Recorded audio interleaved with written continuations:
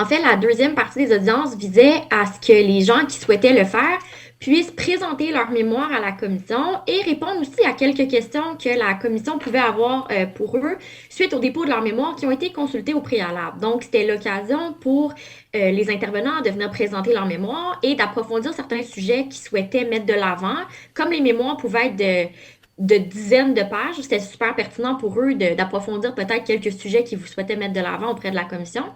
Donc, nous, on était là vraiment comme observateurs. L'objectif, c'était vraiment de recueillir les commentaires et les informations des gens qui déposaient les mémoires. Donc, c'est ça qu'on a fait à titre d'initiateur du projet lors de la deuxième partie des audiences. Et c'était très pertinent, encore une fois. C'était l'occasion parfaite pour entendre justement les intervenants approfondir des sujets, des éléments qui pouvaient leur tenir plus à cœur. Donc, ça a été une occasion pour nous de recueillir encore plus d'informations que dans les séances précédentes où c'était à l'initiateur de répondre aux questions et autant des intervenants que de la commission. Donc, c'était une belle occasion d'en entendre plus sur les intervenants qui étaient sur place. Est-ce que de votre côté, le consortium a émis lui-même un mémoire pour la deuxième partie? Non, non, le consortium, en fait, là, Boralex Énergir et Hydro-Québec n'ont pas soumis de mémoire auprès du BAP. Donc, ce qui est intéressant pour vous, ce que j'ai remarqué aussi, c'est que vous avez quand même eu l'appui de plusieurs intervenants qui étaient, entre autres, autant municipal que d'organismes de la Côte-de-Beaupré. Donc, vous avez dû vous sentir quand même bien appuyé de ce côté-là? Oui, c'est sûr que les commentaires qui ont été véhiculés des audiences étaient très variés. Et oui, on était très content d'avoir l'appui, notamment de la MRC et de la municipalité, ainsi que différents organismes. On est très conscient aussi, par contre, que ça ne veut pas dire qu'on a d'office le support des citoyens et on demeure tout à fait à l'écoute. Mais oui, c'est sûr que c'est un volet important de l'acceptabilité sociale d'avoir l'appui des élus de la région. On a donc déjà, par le passé, vous avez travaillé sur un premier projet qui fonctionne actuellement, qui ne semble pas avoir eu nécessairement de commentaires négatifs depuis que la mise en marche est faite depuis quelques années. Mais si on se reporte à ce moment-là, est-ce qu'il y avait quand même eu des discussions suite? Il y avait sûrement eu un BAP, donc est-ce qu'il y avait eu de votre côté, vous étiez seul, si je comprends bien à l'époque, des ajustements suite à ces audiences-là qui avaient été faits? Pour ce qui est des parcs existants, on parle de 4 parcs en opération qui sont sur les terres de la Seigneurie, qu'on a développé en partenariat avec Énergir aussi à Ah, l'époque. OK. Donc, ça fait 15 ans qu'on est sur les terres de la Seigneurie, donc on connaît très bien le milieu. Et ce qui est ressorti, ce qu'on a utilisé aussi depuis, comme expérience, depuis la création des autres parcs, c'était surtout en lien avec la circulation.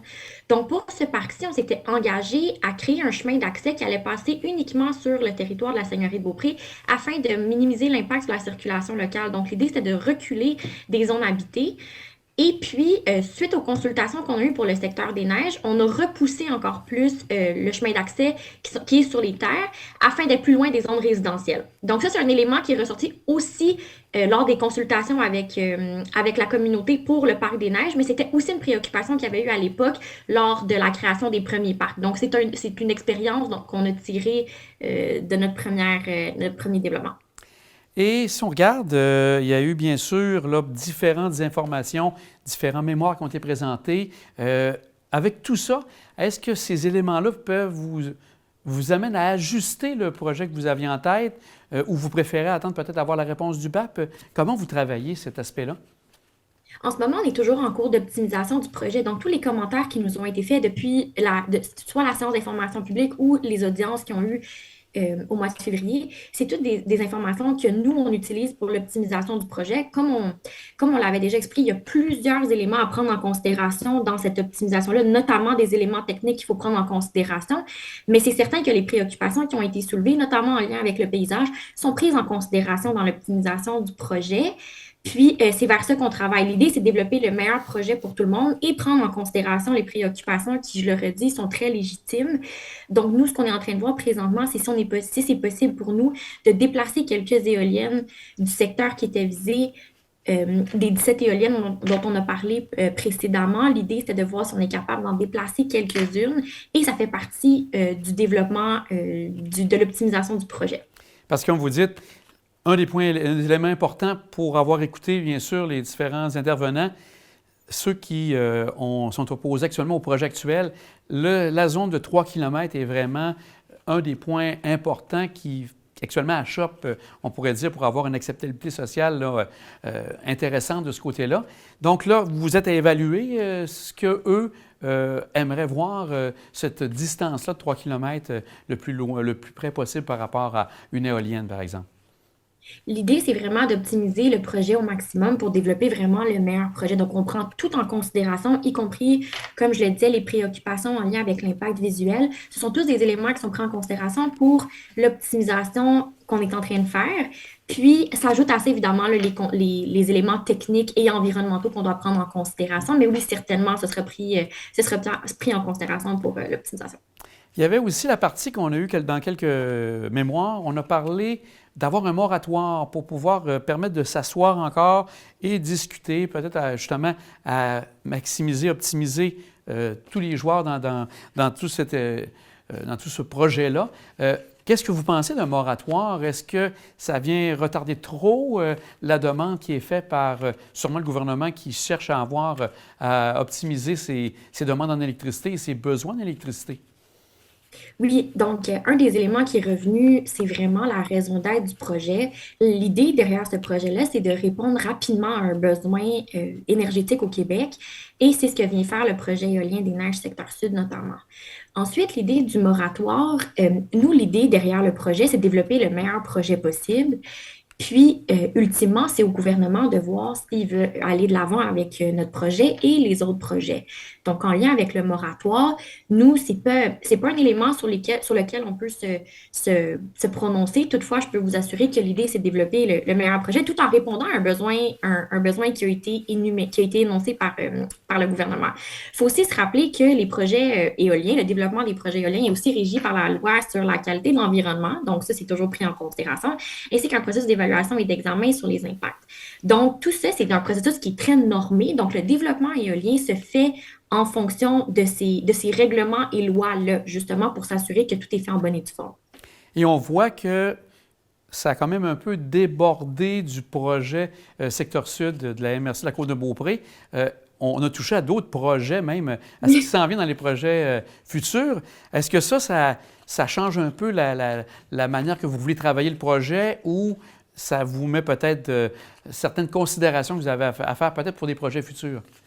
Oui, tout à fait. C'est vrai, comme vous le dites, lors de la présentation des mémoires, ainsi que dans les mémoires qui ont été déposées, on voit que comme on est le premier projet de la relance de la filière, il y a effectivement beaucoup de mémoires et de présentations qui portaient sur le développement éolien de façon plus générale et non pas seulement sur le projet secteur sud auquel on faisait référence pour la présentation des mémoires.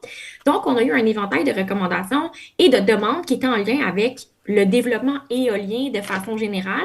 C'est sûr qu'on a un peu moins de poids quand ça vient au développement de la filière de façon générale, puisqu'on était vraiment là pour parler du secteur sud, mais il demeure que c'est des recommandations qui sont tout à fait pertinentes et qui ont le mérite d'être lues et entendues. Donc, effectivement, le BAB va pouvoir lire ces mémoires-là et s'en inspirer. Nous, c'est aussi des pistes d'amélioration et des pistes de réflexion pour le développement des projets futurs. C'est certain que dans le cas du secteur sud, les demandes, les informations qui nous ont été données s'appliquaient peut-être plus ou moins au secteur sud, mais c'est sûr que c'est des informations qui demeurent très pertinentes et enrichissantes sur lesquelles on va pouvoir se baser pour le développement pour la suite. Il y a eu certains commentaires aussi, puis j'aimerais ça savoir un peu votre opinion là-dessus. C'est que certaines personnes disaient que pour rendre la partie plus objective dans le futur et même actuellement avec ce projet, il faudrait que ce soit Hydro-Québec qui soit le maître d'œuvre.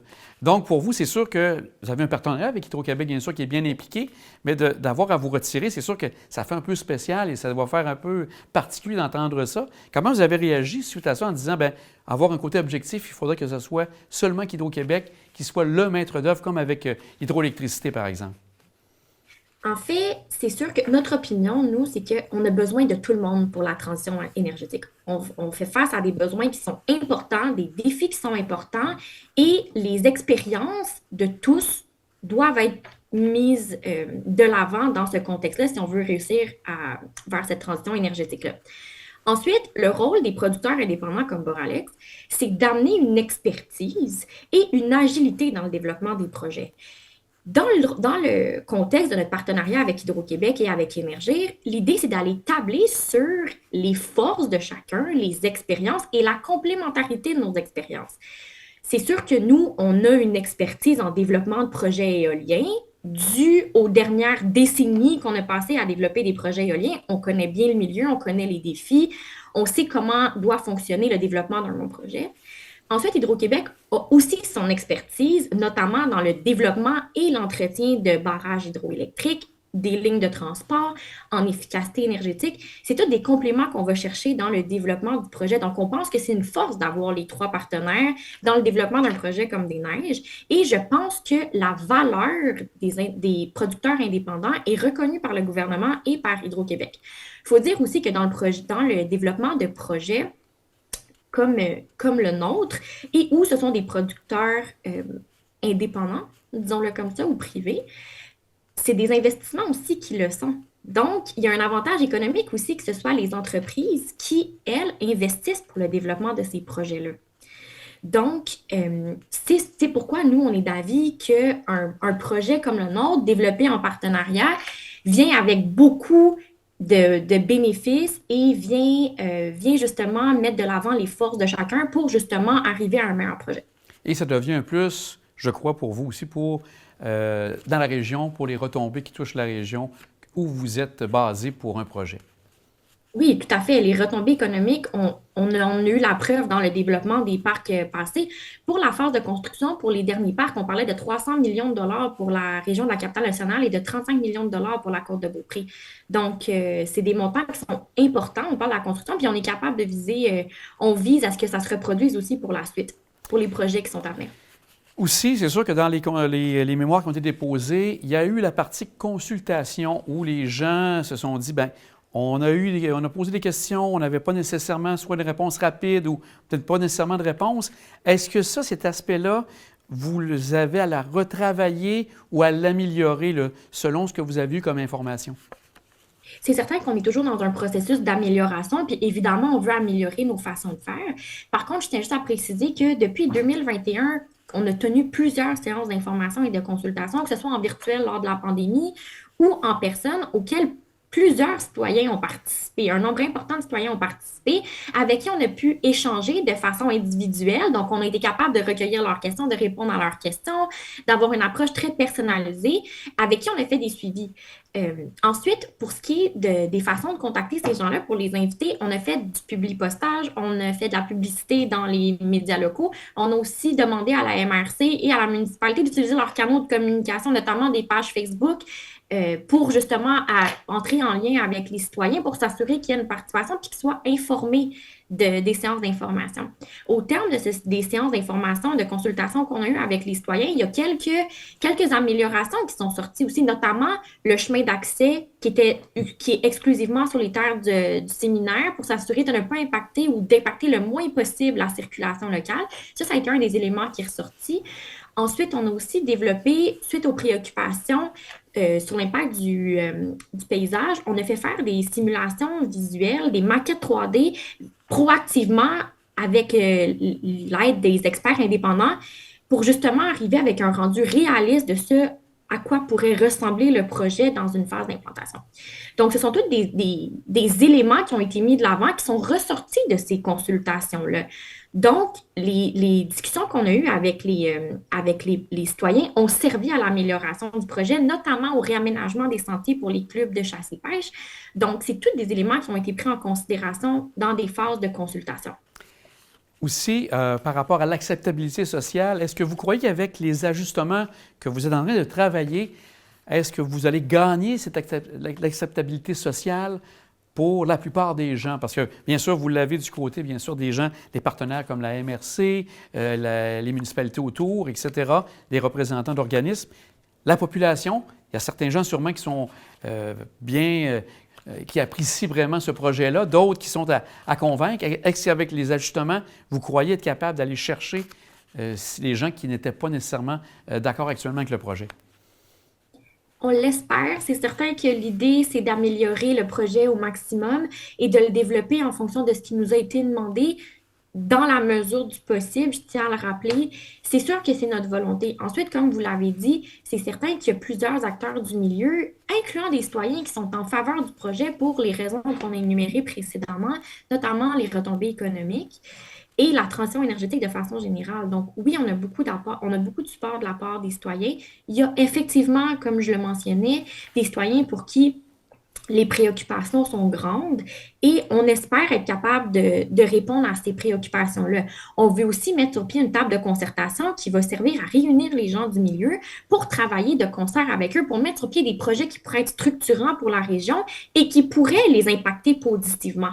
Donc, c'est des trucs qu'on veut mettre de l'avant pour essayer justement d'aller améliorer l'expérience de tout le monde. Ensuite, il n'y a aucun projet qui fait l'unanimité. Le nôtre n'est malheureusement pas l'exception à la règle. L'idée, c'est quand même d'aller améliorer au maximum le projet pour justement satisfaire ou répondre aux besoins du plus de gens possible. Parce qu'une chose, en tout cas, en constatant les audiences, en écoutant tous les mémoires et tout ça, ce qu'on se rend compte, c'est que les gens, il y a une unanimité de ce côté-là. De voir que c'est un projet vert, ça, les gens étaient vraiment contents, voient que c'est quelque chose d'important pour la région. Ça, je pense que du côté unanimement, je ne vois pas d'autres personnes qui ont dit que ça n'avait pas de bon sens. Donc ça, je pense que ça peut être un plus pour vous également de voir que les gens souhaitent un projet vert et qui soit pour le développement durable. Tout à fait. Bien, Madame Coulombe, on va suivre avec grande attention les prochaines semaines parce qu'en début juin, précisément le 5 juin, on aura le rapport du BAP qui va donner ses recommandations au gouvernement et par la suite, bien sûr, ce sera le gouvernement avec le Conseil des ministres à prendre la décision finale. Un grand merci pour avoir pris du temps pour répondre à nos questions. Merci à vous pour l'invitation. Au plaisir.